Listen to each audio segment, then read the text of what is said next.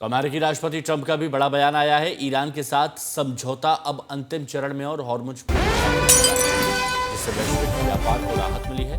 उन्होंने दावा किया है कि ईरान ने समुद्री माइंस हटाने में अमेरिका की मदद ली और ईरान कभी परमाणु हथियार नहीं बना पाएगा।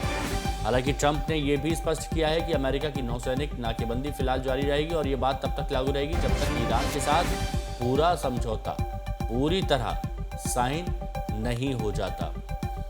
यूएस को न्यूक्लियर डस्ट मिलेगा।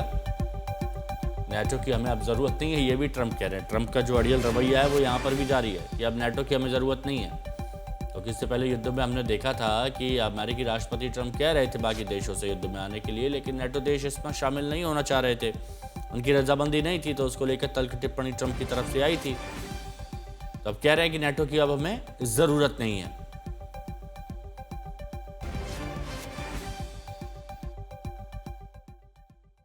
And now that the Hormuz Strait situation is almost over, I received a call from NATO asking if we would like some help.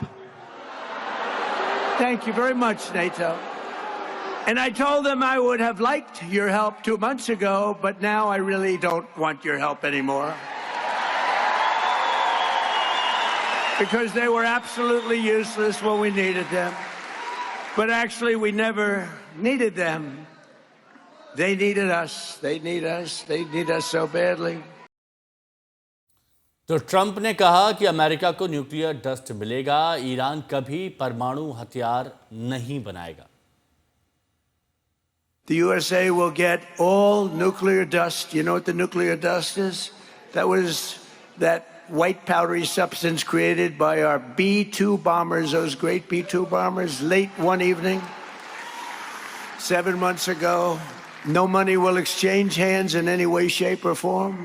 Iran, with the help of the USA, has removed or is removing all of the sea mines.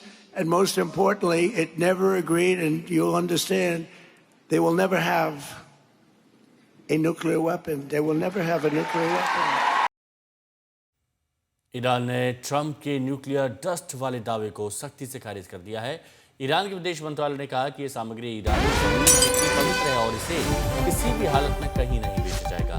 Trump ने पहले दावा किया था कि Iran ने वार्ता के तहत यूरेनियम हटाने पर सहमति दी है, जिसे ईरान ने पूरी तरह नकार दिया है।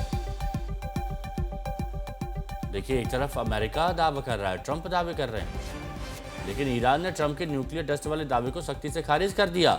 ईरान के विदेश मंत्रालय यानी अब्बास अराक्ची के अंडर में आने वाले मंत्रालय की तरफ से कहा गया है कि ये सामग्री ईरानी जमीन जितनी पवित्र है, किसी भी हालत में से कहीं नहीं भेजा जाएगा। ट्रंप तो दावा कर रहे हैं कि यूरेनियम हटाने पर सहमति दे दी है वार्ता में ईरान ने, लेकिन ईरान ने इसे पूरी तरह से नकार दिया है, खारिज कर दिया है।